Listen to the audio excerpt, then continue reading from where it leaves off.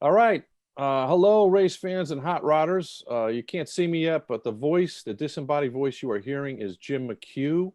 And I am very excited to be talking to my good friend and one of my comedy idols, Lewis Black. I'll tell you a little quick story. Lewis saved the Boston Comedy Festival 21 years ago when I could not get a national act. And I had opened for him in Andover, and he wrote his number on a cocktail napkin and said, "I think you're funny. If you ever need any help, call me." And I did. And he said, "I think it's a good idea." And he came out, and I couldn't believe it. And he supported us and got us off the ground. And when we couldn't get, other giant producers that will remain nameless were crushing the life out of me, and he saved me. Thank you so much for doing this, man. I appreciate it. Once again, you jump into the fray.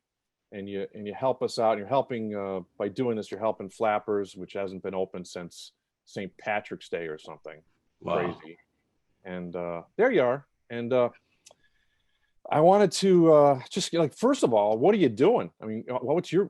You used to do, I don't know, 200 dates a year in all the major cities and all the major theaters. And what are you able to do now? And well, I'm working out. I'm working out and going to try to be in the Olympics this year, because that seems to be that's going to happen, and it's a real opportunity for me to give it a shot. I'm not really sure what I'm right for, but the way in my apartment, I've been able to set up some obstacle courses and stuff. The way sports are going, that may not be far from the truth. After they go through, you seen football lately? The new quarterback. Where's Dan from this? Dan, stand up. Dan played for Northeastern High School back in 1976. He's got a pretty good arm. It was a great game. The game with Denver, where they did not have a quarterback, that was one of the most fun half hour. I watched for it's about all you can take, but it was just and it was just crazy. I think it's the evolution of football. I think they should pull 6 people from the stands at random for every game, and they must play a certain amount of time. Tim O'Brien, you have 30 minutes to suit up. You're in. It's amazing. It's amazing how much danger these the sporting world is willing to put and the athletes are willing to put themselves in danger, right? In terms of doing this and for money, just for straight up for money. Right, right. Well, comedians aren't far behind them. I'll tell you. People are like, "What do I got to do?" Yeah. Do you do Zoom shows? I just did to get ready for this thing, and it's different. We had a show last night. We had 87 people. They keep their mics on, and you could actually hear laughter, and it was not anywhere near as good as a live audience, but it was a lot better than I thought it was going to be. Yeah, I can't. I won't. This is fine. Yeah, I won't do it. I won't. I'm not. To me, it's like Hollywood Squares. I'm not in the center of this. I've kind of done a couple of things that are a little, more in terms of bouncing around with some people, but that's it. It just is. I think it's the road to madness. Well, it is. You're trying to do a piece of comedy that you spent a lot of time writing, and in the square number 13, you see somebody and you go, "What's that person doing with that dog?" And you hear your potato chips crunching somewhere. Yeah. I just it's something none of us want to do. If you're a comedian, you probably don't want to be in other people's living rooms ever. Not a goal of ours. Yeah. And I've watched people that I enjoy, and I feel like it doesn't work. I mean, they're not on their game. Right. And at times I've seen it in late night shows. Yes. Where they're just look. I mean, the meter of comedy is the audience. They are the ones. It's like they're the ones who set the beat. That's right. And so you a laugh, a laugh. That's how you find it. And if you don't have that, You have a tendency to run through or run slow. I mean, I know some of the stuff that I'm doing when I'm sending out some things from my bunker that I'm sitting here trying to get out, or like, you know, you do something would you send out a kind of a message for this group? Like I did some stuff yesterday for some group, and I find that you know, some of the time I realize that when I'm finished and look at it, I've been going slow. It's like, you know, people are going to be asleep in the middle of the fucking sentence. Right. You know, so, and that to me is the big problem of kind of, I need an audience to do what I do. I write in front of people, and it's right. insane. That's right. Yeah, yeah. It's insane otherwise to not be in that, because they're really a part of it. And I've always been from the very, very beginning. I think for all of us, like you say, you set your timing off of them. And even like comedians, like some of the biggest and best theaters I ever worked for, you gave me the opportunity to open for you, and your timing changes in a bigger room because that laugh comes back slower than a little concrete square room. And you have to change the way, I mean, it's really it's, you know, without doing it, it's crazy. What is, it's like going from a squash court to you know, it's like playing squash, or it's like playing in a stadium. Right. The difference. And now in the Zoom room, you're waiting for your laugh to come from India. Yeah. or at least the tech person to figure out how to get your audio going. And where the fuck did Zoom come from? I mean, every so often somebody will say, "Well, I knew about Zoom." Fuck you, you knew about Zoom. I mean, I grant you, I'm kind of not really on the cutting edge of tech shit, but I think somewhere along the way, in terms of communication, I would have heard about Zoom. Well, I'm not a conspiracy nut, but I heard it was developed in a place called Wuhan with the Amazon people. And I mean the tall women that hunt, not anyone else that might sue me.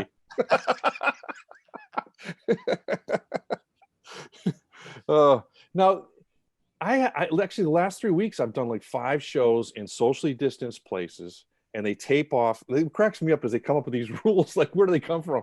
And they're like, it's 10 feet for a stand-up comedian between you and the audience. If you sing, it's 14 feet. So there's a scientist somewhere that has figured out the distance, the projectile of my nasal droplets. Wow. And I'm like, I want to be known as the nasal droplet comedian. I want to close with my nasal mist going out and then a laser light show. That's my closing bit now. That's, you know. And your rant has got to be worth at least 12 feet. If I'm 10, mumbling into a 14, it's got to be 25. Are you kidding me? You're gonna have to perform. You're gonna have to perform like Gallagher, where they bring plastic. You know, it was like, but I was thinking, especially on the last couple of nights I was performing, before I knew that the shutdown, and I knew the shutdown was coming, but in essence, being on that stage was the safest place you could be. Yeah. That's the weird part. That was the safe place. Well, yeah, we just did you do the music hall all the time in Portsmouth, and they shut the backstage is separated from where the people are. So we never, you know, so there's just 3 of us back there, you know? Yeah. Of course, we're comedians, so we're, you know, probably the germiest people on earth anyway, you know, just in regular life. But anyway. So, you know, the other thing I wanted to ask you about before I forgot is your mom. Your mom is 102 years old. Yeah. She's incredible. No, it's unbelievable. I love your mom. I think if they tested her blood now, they'd find out that she's possibly related to a variety of tortoise in somewhere. It's insane. And not only that, you know, I mean, my father passed away. It'll be a year ago this May, and he, you know, was 101, and wow. No, he was actually, he was 100. He was 101, and you know, and she kind of survived that. I mean, that's usually right. Yes. That's usually when they both kind of, you know, go bid you adieu. and she was, you know, down, and then this thing hit, and through it, due to the caregivers that there's this incredible group of caregivers that have been gathered by a friend of my mother's, really. She now looks like she's been at a spa. She of all the people I know looks better. It's after all of this, over the course of since the pandemic has started, she looks better. She's moving better. It's extraordinary. And every so often she's kind of, you know, she drifts in and out. I say it's like talking to a satellite that's kind of going around, and, you know, it might be going around Earth, and sometimes she's on the other side and it, you know, transmission fucks up. But excuse me, when she's on her game, she's really on her game. And I remember she was fun. Like, she didn't want you sending her a Valentine. It's a corporate thing. Don't send me a Valentine's card. And she wouldn't take anything from you. She's like, you know. Mother's Day is every day. There's no need for this bullshit. It's just another way for these fuckers to make a buck. You know, don't get him anything for Father's Day. You know, there shouldn't even be a Father's Day. It's like unbelievable. I remember what you had me open it for you on a cruise ship somewhere, and she came over to the craps table and she's like, "This is, you know, you shouldn't do this." I'm like, "Well, I'm winning, but, you know, you're not." And she's right, you know. Yeah, but meanwhile, she's over there playing video poker. Oh, yeah. Okay. You know. Well, she probably, like you, she probably looks at me and goes, "This guy has no idea what he's doing. There's no way he's leaving here with any money." Yeah, but I got a rube. Talk about a rube. Look at this guy. I took that gig on the cruise ship in part to get them a cruise. That was the reason I did it. Was, you know, because that was the one way, you know, as they grew older, because they were into their mid 90s, or, you know, early, you know, like 93 or something, and it was the one way they could still, you know, could really travel. You know, I tell this story that I work on cruise ships a lot, and you're a hero to cruise ship acts everywhere, because they couldn't afford to pay you your normal rate. So what they did is they gave you a suite on that. I didn't go on all your comedy cruises. I went on the first one. And it's such a pecking order thing on ships. Like, we usually end up in the belly, you know, we're like, you got to share the room with towels and cleaning materials, you know, there's a little bunk in there. And the fact that you had a suite, and you had us, you took care of all of us. We all had like the sliding doors with a view. Yeah. And this guy, I don't know if it was the hotel guy or but they just were not happy about where we were ended up. And he's showing me my room, he shows me your parents' room, and you took care of all your people, which was just awesome. Well, then you said, and you weren't being pushy or anything. You said, "Oh, you're looking at the piece of paper. I thought I was in the blah blah blah room," and the guy says, "This room will be fine for you." Yeah. And you didn't make a big deal about it, but you know, your manager at the time, he said, "You know, it's weird. They didn't put me in that room," and he just went like ballistic, like, "That's part of your deal." And he calls the president of your agency at the time, who called the commandant of the ship, Coast Guard, who called the captain and wanted to turn the ship around. And the captain was like, "Who is this guy?" You know, like, and everybody for the rest of the ship was like, coming, like the kitchen crew came out and apologized to us. The housekeeping crew came out. And but I don't think there's a comedian in the history of cruising that has ever, you know, like, got what they were actually promised. I know, but I never got it. I never got. You didn't get it? No, the room was fine. I never got the room, but it was it was just the fact. That's why everybody said that's why they all came out and apologized. Oh, but it was and I didn't. Well, listen, the way I'm telling this story, you got the suite, you got the happy ending. Well, thank you. But everybody goes, "That's a great story. That's a great story." Because, like, none of us have ever won that argument. And sadly, I may have gotten it, and I just don't remember, which is even sad. I think you did, because I remember we went to a crew party, and that was the other thing that you pissed everybody off. I invited everyone up, and we took the elevator. Yeah, something like that. Because everybody, like, all these people are all kept in there's like a crew bar, which is like the Star Wars bar. And they got to go up to this passenger, you know, like nobody would have been invited up there. Right. No, that was it. Yeah. Well, we treated it was like totally different. It was like, you know, it was and it was the Psychotics of Royal Caribbean, you know. Yeah, yeah, yeah. All right. So my friend Matt Malley sent me a question. I did not know this about you. You went to the I Have a Dream speech with MLK. Is that correct? Well, I mean, I didn't know that was going to be the speech, but I went to that march that day, and Oh, you did?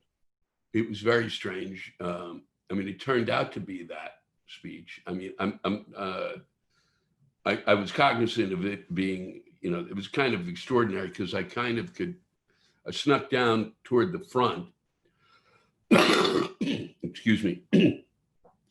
And I snuck down toward the very front. So I was kind of like, you know, 75 yards. I mean, I could see him. Wow. And it was, you know, it was like, you know, he was extraordinary. You know, I knew that I may not have remembered the speech, but I knew that I was that I was hearing something from him that was, you know, unbelievable. He was an incredible orator. I mean, you know, I mean, you didn't see a lot of you don't anymore, for sure. How old were you? People of that level of being able to speak on that in that fashion, and so it was overwhelming. And because he had been a hero in a sense. Of course. Yeah. Were you a kid or were you? Yeah, I was like, I can't remember the year. So I was either, I think 12, 14, 15, wow. 14. Wow. 61, it may have been 14. I'm not sure. 13, 14. So I can't remember the date. I don't remember much anymore now. Yeah. You know, listen, you're going to live to be 112, so you better start writing something. Well, I'm waiting. Well, by then they'll have downloads. You'll download memories of other people, better memories. But, you know, this is something I repeat every time I do one of these kind of things, is that the one thing that I did learn, because people kind of are freaking a little because their memory is kind of attenuated. You know, people are losing some of their memory. And you do lose, we have lost because of the fact that we're not out, we're not about, we're not in the public square, 20% of your memory. Wow. Out of your hippocampus, I think it's called. And that's unbelievable. I remembered that. Yeah. If I'm even close, it's really extraordinary. And that's really where it's stored, and it attenuates because of where we are. And apparently I've just discovered that word again. And it's a word that I've never used. So now it's not just where are my car keys? It's like, why do I need my car? Yeah. Right. So that's, I always remember that about you too. So what will happen is it will return. Okay. Yeah, I read somewhere that not for you. Well, I never had it. I've had a lot of head injuries. At 6'6", there are a lot of low-hanging branches that have ended that forever. I've got the memory of a goldfish. You know, I'm always surprised to see the little treasure thing opening and bubbles coming out. Oh. Wow. Yeah. Anyway, so I was talking to Nick DiPaolo some time ago, and I remember, now he talked about memory. This might jog. I remember you telling me a story that your big break was when George Carlin recommended you for Oprah, and he was saying it was the Daily Show. And do you remember? You know, well, Carlin didn't. There's three separate things. Okay. Carlin called and left a message on my answering machine when we still had it. Okay. Saying that he knew of me and he really liked my work and he thought it was really funny. And it was when I just started to be seen. So it was partly the Daily Show. It was the Carlin thing even came before anybody knew me. I may not even been on the Daily Show. It may have been just a couple of appearances on Conan. Okay. And he was really complimentary, and that was huge for me because it was really like, I don't give a shit anymore. Yeah. That's if the guy that I feel like I'm following in his footsteps says you hang in there. I love what you're doing. Yeah, that he likes it, and the best thing is at the beginning of it, he said, "Hi, this is George Carlin. First, let me say there's nothing I can do for your career."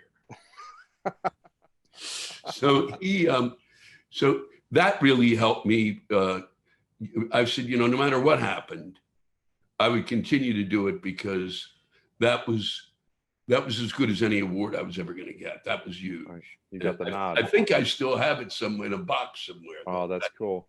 And then the Daily Show came along, and that was and that had a bit to do with it. And what was the other? The other was Hippocampus. Hippocampus. It was partly it was the combo of the Daily and Conan and comedy, and then Comedy Central taking Dave Attell and I and kind of making us, because Dave was doing Insomnia a few years later, and making us kind of the poster boys of Comedy Central for a while.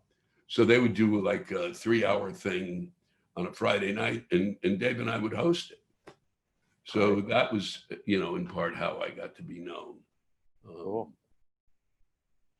Wow. And so that was really the things that did it. But it was really Carlin. What did he say? Carlin recommended me for what? Not the Daily. I thought it was Oprah. Oh yeah. Oh, and Oprah came a bit later, and that was, I don't know, they'd gotten in touch, and so that was it. And that came through. I don't know who really was the one who did that. But there was 3 people that, if I remember correctly, 3 people that picked their favorite comedian, up and coming comedian. Wasn't that? Well, they asked Jon Stewart to be the guy because John was on the Daily Show. Okay. Yeah. So that was how that happened. But I don't know who picked me originally. And then I kept saying, we're not going to do stand-up on Oprah. We're not doing stand-up. Oh, you won't be doing stand-up. Because I don't want to do stand-up on Oprah. I'm not doing stand-up on Oprah. Oh, no, you won't be doing stand-up. I promise you won't do it.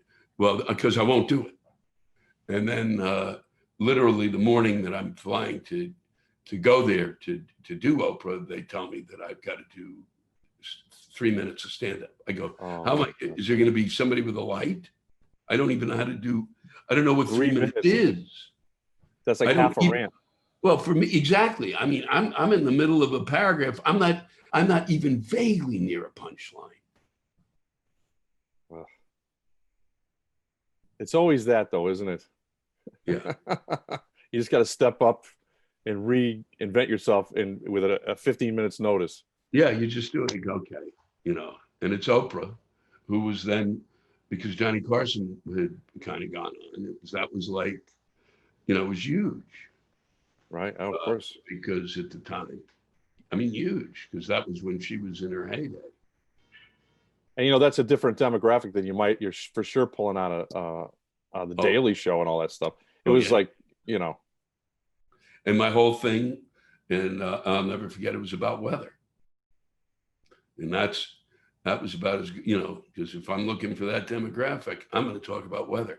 I literally, one of the things is I was initially, my first couple of years or 3 years of wandering from village to dell, doing stand-up around the country, I developed, there was a point where I had a good 35 minutes on weather. It was like my go-to. I generally would start with weather. And Al Roker was big. Al Roker was one of my first big. I was going to ask you about that because I think, do you think that,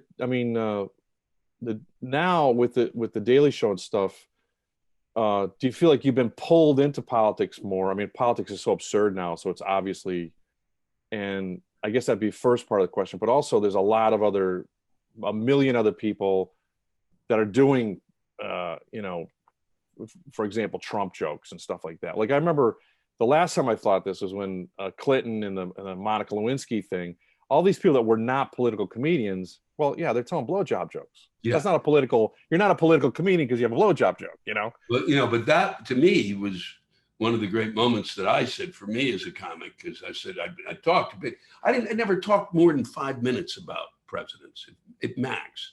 except for that, the Lewinsky thing and the impeachment, which is, it depends on what the definition of is. I mean, you could go on like that's spectacular as a setup line. So, but I was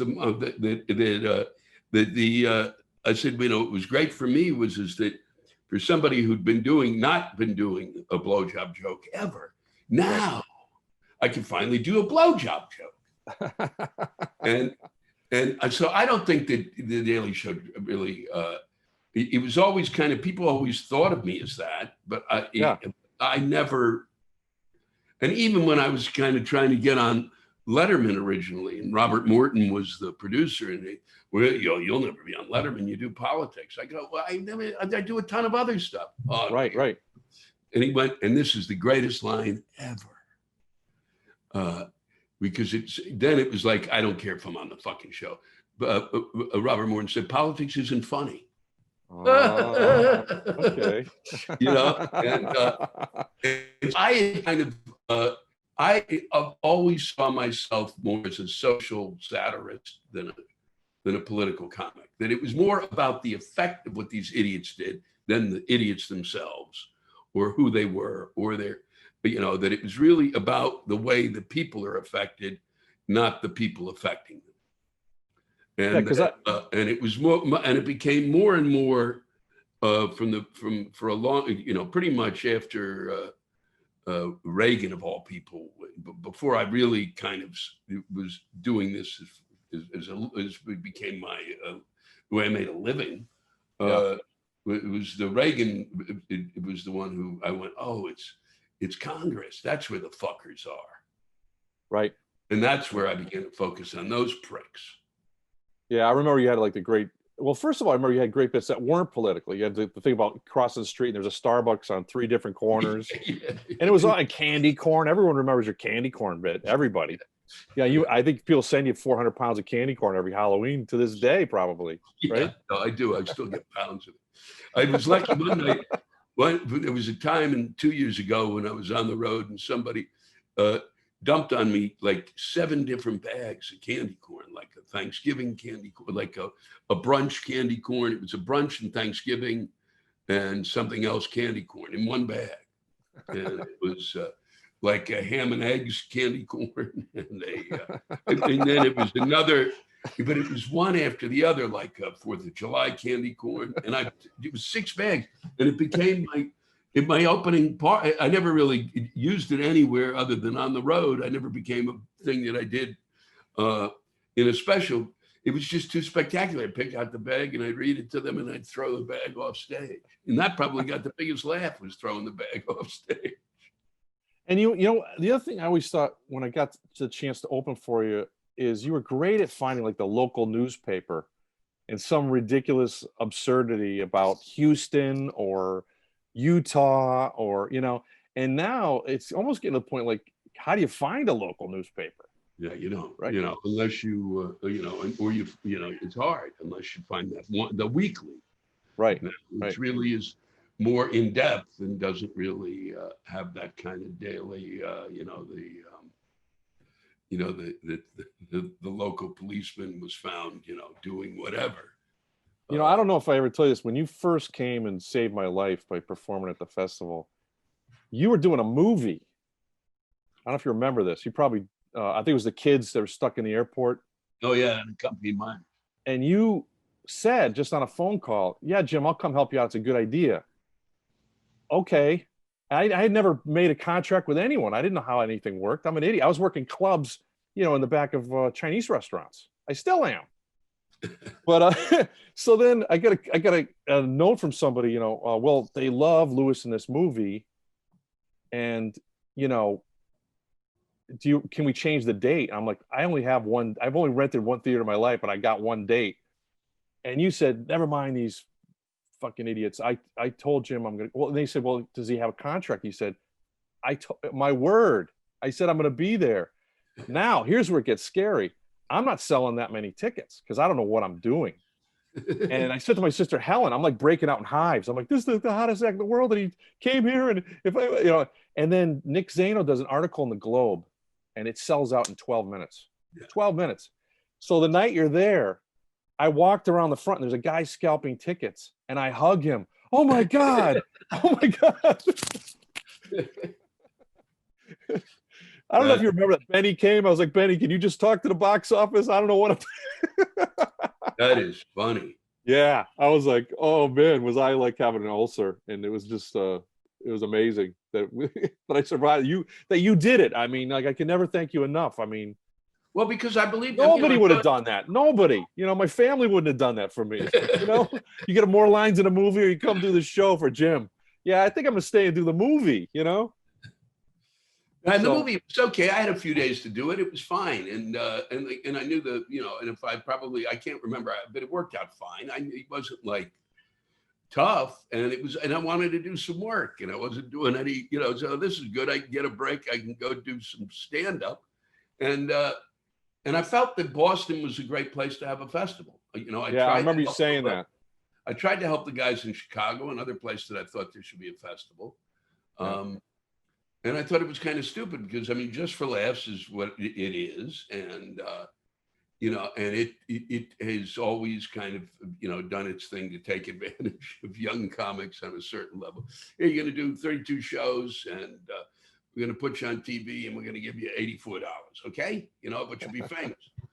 But this was really, I thought, there really needs to be one in the States, and the two places that really, well, there was, if you do it, it would be San Francisco had their thing, but it was not so much a festival; it was the competition, and then it was, and then I thought Chicago and Boston were the two places that comics had come out of. Those were the mainstays. So why wouldn't you want to get it going? Yeah, I have so many like it's. I'm going down memory lane a little bit, so forgive me, but. A couple of things. As long as we don't hear ukulele music and shit. Well, it's in the drawer and it's ready to roll if we need it. But I remember so many things. Like the second year you came back, I think your agent went to another agency, and so suddenly we had all this industry because it seemed like Lewis Black was now going to be on the market, and I just happened to be in the right place. And we went to Legal Seafood. And all these agents and people, they're all surrounding, they're all kissing your ass because they want to, they want you to go with them. And I lose the keys to my car because I'm me. And I'm out front calling. And you, while all this is going around, looked out that window and you said, you got up and you came out, you lit a cigarette and you go, do you have enough money for this? Like you must have thought, and you're right. I mean, I had a credit card. But I was like, oh, no, I got that card. I just forgot my card. And you go, oh, you fucking asshole. But I was so blown away, like with all these people in there and all that going on, you actually took a second out of your universe to look through the window and say, McHugh's in trouble here. He's going down like the Hindenburg.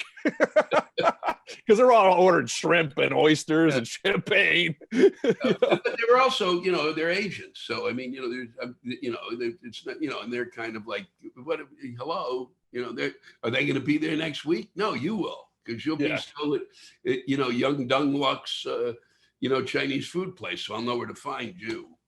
Yeah. These guys will be somewhere in LA. Great. Good for you. Have a good time.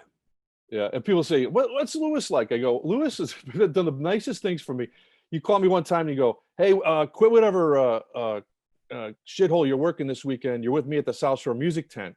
And I go, Lewis? You go, oh, I'm sorry. Are there a ton of people booking you at the South Shore Music Tent this week? I was like, no, you got a point there. So pretty funny, man. Pretty funny stuff. And now, like when you do the Daily Show, you've done it with 3 different hosts now. How does that change? They're all different. I mean, Craig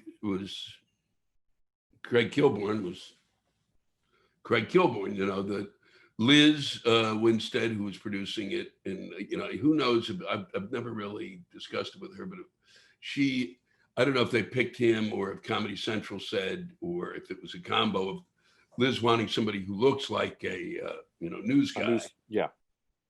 And she was really the driving force behind it. And so Kilborn really didn't, a lot of the times he didn't know the jokes he was reading. Right. You know, I mean, it was perfect in a sense. Yeah. And then with John, you go from Kilborn, who's got, and I literally am now under Liz and my friend Hank Gallo, who was my producer.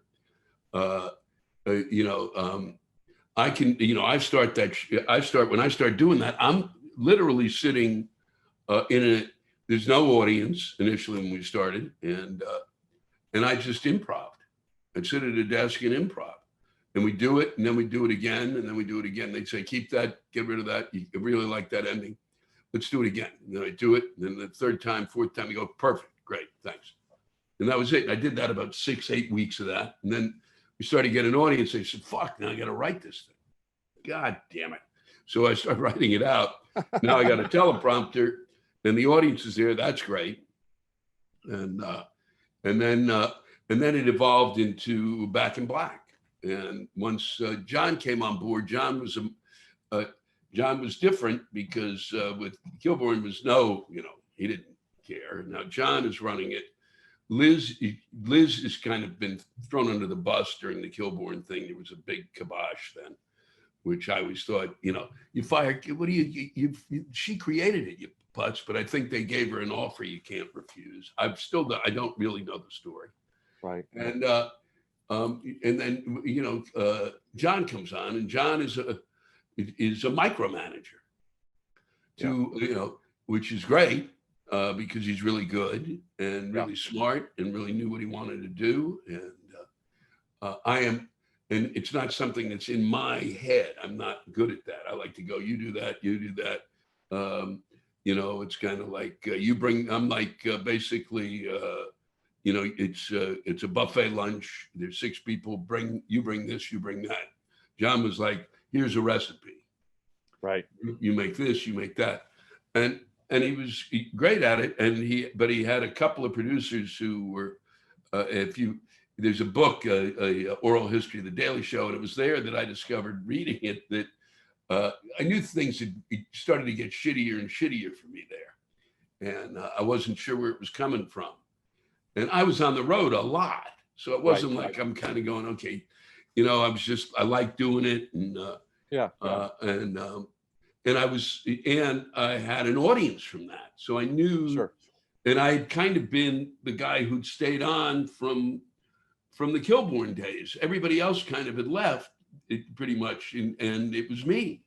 Right. So the 2 producers didn't think they didn't know how I belonged. John really wasn't sure how I belonged, but he wasn't ready to throw me under the bus because he and I had worked together and I think he respected my sense of humor. But the two guys that he had kind of left with the somewhat of being in charge of the commentators stuff in part wanted to basically didn't know how I fit and wanted to get rid of me. Oh man.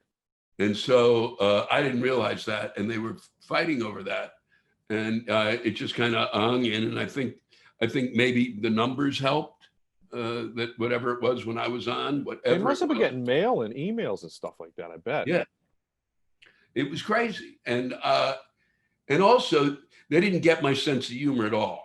So they didn't get that my sense of humor came from attitude. Right. Their whole, and I think that the 2 of them, theirs was. They want to menage us one after another. Where's the punchline? Well, that is the punchline. You fuck. Right. It's you fuck is the punchline. Right. What do you need? You need something else. So they started to cut. I would be working with 2 or 3 other writers. And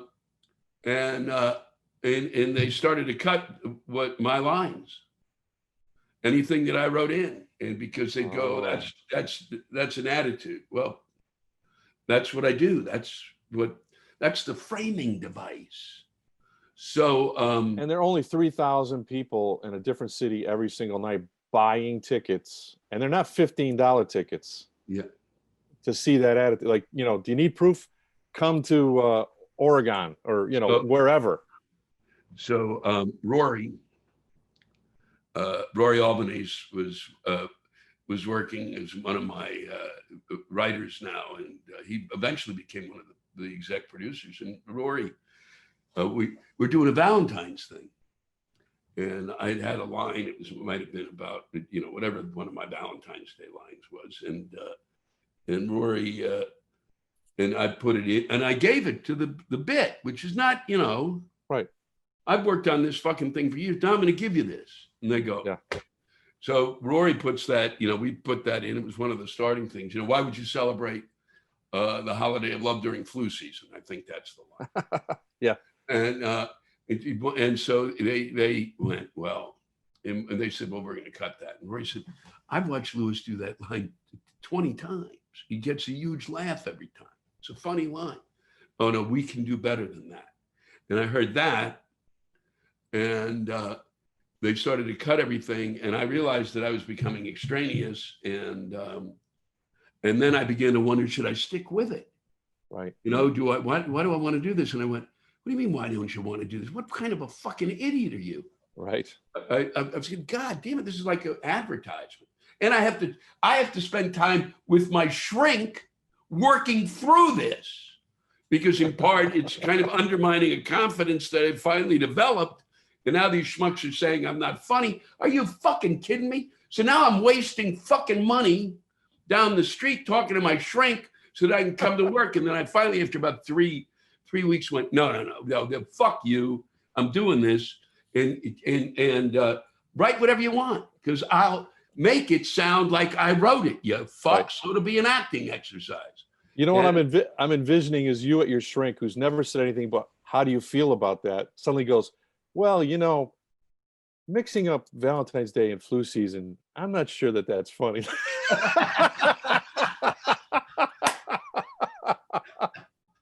That's the breakthrough moment. That's funny. So that was, and then we go on to Trevor. And so then it works out, and that works for years with John, and that went well. And then we were doing it. And the thing is that I was only on the show. I became less and less on the show because it was John built every show. It was like the show's about, he had a through line. So I was on the show when I was part of the through line.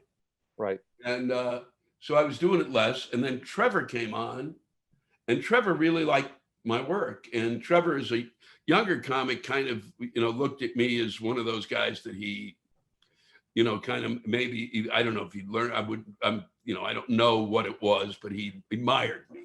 And sure. It's always been very, very nice when he talks about me in front of the audience and stuff. So I know that he feels a certain way toward me. And so working with him has been even kind of really great, because he really knows how to write for me. Right. Of all of them, of everybody, he's one of the best writers I've had. So he'd go, no, Lewis wouldn't do that. And I'm kind of going, wow, because I really stopped writing. I mean, now they brought me back to participate. Now they're kind of turning to me and go, what do you think? And I'm like, what do I think? and that's been good, because now I participate more and more, and now I'll have, it's more rewarding. 2 or 3 or 4 lines, or then if something happens, a few times I've snapped while we're recording it, and I'll turn to the audience and go nuts, and then I'll turn, and then they'll put that on. Trevor will put that on as like a social media thing, so it's good. So he gets where I'm coming from. Yeah. And so it's been really, so in all, it's been really good. I don't know how much longer I'm going to do it, but they booked me for, I'm booked for, I think, 2 more years, or at least another year. Yeah. One of the things that I wish I did more of, and I see you do such a great job of, is you get stuff up on his feet on stage. So you might be doing a local thing or an observation from the paper that week, and you get into that anger thing, and something you're as surprised as the audience is. Where'd that come from? It's funny. That could be something we could keep and build or expand on. Am I wrong? Or you mean in my act? in your act. But do you ever bring stuff like that to the Daily Show or something, you know, recounting votes or the machines or, you know, whatever? No, I mean, I'll mention stuff, but then it was like recently I had some stuff that I forget what I was going to ask them about. I forget what I had suggested. I just did it 2 weeks ago, and I had suggested something. But they came back with the news, this idea that I would have my own news service. Oh, great. And I thought, well, you just beat my fucking idea. That's a great idea. And they really shot it well. And it's the only thing I have to say a little worried about, you know, is just that I think Comedy Central is thinking of expanding the show. And I think that's crazy. I don't think it should be competing with late night shows. I think part of the thing that keeps it solid is it's 22 minutes. It's not, so by the time you hate it, it's, you know, you don't know until 10 minutes after it's over that you hated it. You know, if it didn't work that night, it's 22 minutes. That's my goal with my wife, by the way. I don't want her to hate it till 10 minutes after it's over. I'm putting that over the headboard. Well, now I know what to get you for Christmas. Wow, that is hilarious. Have you done any more playwriting? I know you did a lot of playwriting. When I was down in New York once, you had a play up down there. And yeah, I got the play. I got a play that I wanted to get it up and done. It took from the time when I could afford, you know, I had to get into stand-up to be able to afford to be a playwright. So I could take this play that I wrote years ago and redo it and got it up and published. And now it's, until the pandemic, it was being done all over the world. It was great. It was being done mostly not in big theaters, but in community theaters, which is fucking fine with me, which is what I wanted to do from the beginning anyway. Where you started, right? Yeah. It was to write and really wanted to write for community theaters. I didn't have any desire to be a hoo-ha, you know, initially. And then, of course, you get psychotic. You know, it could really be. But then, I got my one acts, which I'd written and published. And so, and I was hoping, which it hasn't happened, that the college students would pick up on it. And, you know, because I said, you know, basically, if any college students, they've asked a couple of times, or one college student group asked, they've not been produced much at all. And it's funny to me because, you know, some of them I think would really appeal to them. One is it's Dorothy, who's in her backyard. She comes back, you know, afterwards, and she never leaves home again. Because I always thought that was the most fucked up thing about that movie, that she went from black and white to color and then goes back to black and white and goes back to Kansas, right? Leaves this fucking Technicolor fucking spectacular world to go back to that hellhole. And then kind of, and so I thought, what if, you know, what was she like in, you know, wandering around her backyard? And so I wrote a thing about her. It's a short, like 25-minute play of her wandering around her yard. She's, you know, Toto's dead, and she's hauling him along and on a leash. She's in the storm cellar. Yeah, exactly. And all of the the front yard is filled with tombstones of the, you know, the lion and the fucking, you know, the three handymen and her mother. It was pretty sick. But I thought it'd be right up people's alleys, but apparently just praying for a tornado just to break up the monotony. I don't mind losing the house. It's only worth $14.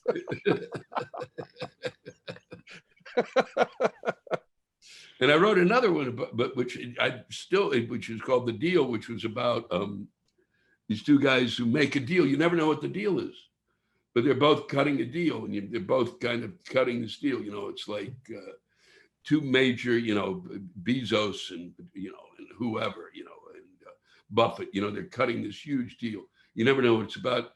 And it ends in the ending, which I don't care, which is why I thought somebody would produce it.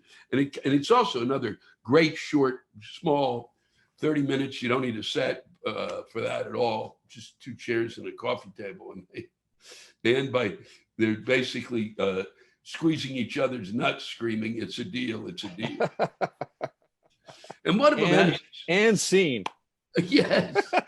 I just think that's one of the great endings of anything. I mean, even if I say so my fucking self. And one of them had so much money he had his scrotum removed. He's got a gold scrotum. I mean, to me, God damn it. But anything over brass is you have too much money. Yeah. So I've been working on it. Basically, I'm going to use the next couple of months. I'll start writing on it. I've started a couple of things, and I really just need to follow through. I'm trying to turn I'm dreaming of a Black Christmas, which would have been, without what was just happening, I would have spent this summer working on. Had the opportunity to be done on Broadway as a one-man show that I would have done. Oh, great! Wow. I always love too. I was going to ask you about. This is years ago. I went to see you, and this is before. I think you and Ben had come up with this idea to do these live rants after your shows. I just thought that was brilliant, because you already got the live audience. They're emailing in questions, they're texting in live, and you got this product that's in the audience that's just seen your show. They are, obviously they love you. And then it was just all the way around great idea. And I guess the question, if there is a question here, is, do you think, like, with all this new live streaming and stuff, do you see that hurting places like Comedy Central, or like, now they got to compete with Hulu and every other Netflix and every other? I mean, I think eventually it might, but I think there's Comedy Central, it's that thing. It's like whoever's in charge. If you pick an idiot, right, which they've had a tendency to do during the course of my tenure there, they picked some, I was like, really? A guy who made his money in the dry cleaning business is now running. Well, I mean, I sat down to have a meeting with a guy who didn't, it was like that they brought over from MTV. I mean, this is right 20 years ago, and he was like, and I'm not in which is fine, but it was, and he was young. Young doesn't matter, but that he was from MTV. He had no real background, and except that he was young. That was his background. That was his background. Stuff like that. So I don't know if it will really. I think it might eventually. It might. It'll wear away at it. It's much like certain things. Kind of filled the void. What's it like? Like Sarah Cooper, I guess that's her name, the one who does who does Trump. That kind of moment where she figured out how to attack his comedy, or a guy like Andy Borowitz, who I've always enjoyed and is a really smart fucker. But he really found a way in at it in terms of the stuff he's writing. The articles the fake articles he writes about Trump, that, like, Ivanka's daughter wants to become, see if Biden will adopt her, stuff like that. He's just, there's certain people who kind of got a grip on this situation and found a way to satirize it. So there always will be a change that will take place. I think that what I'm doing, I always said, was like, and it was one of the sad things to me about closing shop was that it was evolved from being, we've been doing it for years, and it evolved slowly into being, I always call it was like my TV show, but it was like a TV show being done in 1952, only it was in color. Right. And had nobody but me standing there and reading these things. But the sad thing is the level of writing that I was getting was spectacular, and it was getting better and better and better. And I'd also kind of tried to focus it so that I was trying to make sure that folks who lived in that area. So if I was in Des Moines, it was the people of Des Moines, or the people of Iowa, the people who were near there, were the ones that I was reading from, or if there was something that was happening in the news that somebody had really hit it on the head, I'd read their stuff. And so that's all evolved now, and we do it as a rant cast. The thing is called Lewis Black's Rant Cast. And yeah, it's really great. what's been nice about it is that, you do this stuff and you think, oh, this stuff has been pretty good, these rants. And then you kind of discover I was listening to them, I went, fuck, I wasn't crazy. They're really good. They're really well written. There's written as well as it's the writers who I work with on The Daily Show who are brilliant. I don't know if some of these people can sustain it. Some of them have written 4 or 5 really beautiful pieces. And absolutely. And then I'm doing it. I'm adding stuff now to the as I'm doing this thing, and I'm adding more and more of the new things that I'm getting from people, and they're just as good. So it's that really to me was that I'm really kind of feel great about it. Also for me, just in terms of having a comic outlet. The one thing I do know how to do is sit with somebody's piece of writing written in my voice, which most of them know how to do, and I know how to read it. So I don't need the audience because it's there, and so I have I don't think it's as good without the audience, but I think it's as close as I can get. I'm certainly more comfortable sitting here in the bunker, right, by myself reading these things. All right. Well, listen, thank you so much for giving me a little bit of your time. And it's always great. I can't wait to catch up with you again live. Well, it was nice. It was nice to be able to, it's kind of funny because there's like 3 or 4 people in the course of the past year who kind of said, let's do a podcast or whatever. And I went, oh, wow, it's great. I get to see him. We get to actually talk. And for those of you who are worried, that's my, it's the seasons change. The phlegm comes back, and I'm not even smoking. I'm phlegming more. Capistrano. I've quit smoking for 3 years, and I phlegm. Wow. Okay. It's not a dry cough. Okay. Yeah. So what's if we can pitch anything for Lewis Black? What do you got coming that people should be looking forward to? Well, I'm thinking of really if the Olympics doesn't work out, I've always thought that this idea, and especially now as things seem to be rolling along, a gun shop would be a good thing to open somewhere. Now it's really the rant cast that folks can get on, you go to Apple or iTunes or Fucknut or Google or whatever, whoever has podcasts. And it's not really a podcast. I don't really talk to somebody. And if you want, you can skip the opening because I'm like, really, you'll see just how crazy I am because I have no audience and I'm talking. I'm just talking. And I'm kind of going, wow, I am crazy. And then I have to check in with the people I'm sending it to, like Ben, going, did I say the same thing last week? Because nothing changes. And then Thanks for Risking Your Life is a special that I have that is on. It's on, once again, iTunes has it, or Apple Play, whatever the fucking, once again, whatever platforms, Amazon. Has it. It's you can basically it's ready to be. You can basically catch it, and eventually Netflix wouldn't do it because it's got no bells and whistles. It was a really.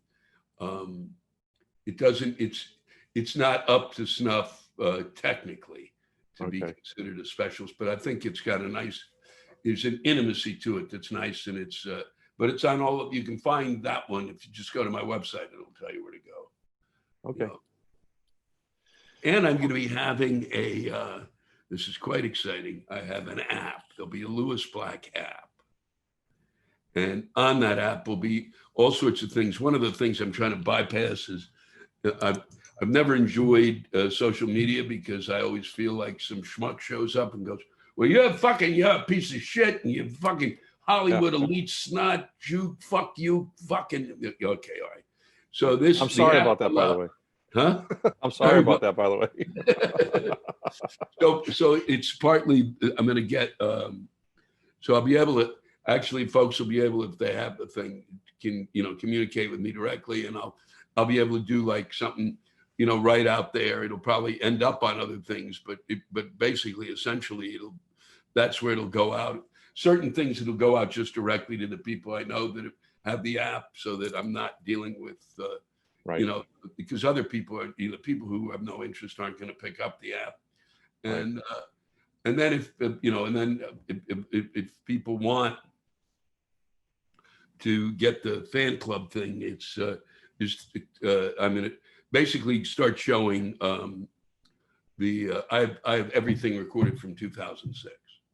So Awesome. there'll be so those you'll be able to see my shows that I did, from literally, I've got hundreds of shows that I'll, 2 will be on each week, or 1 will be on, and people can watch those. Great.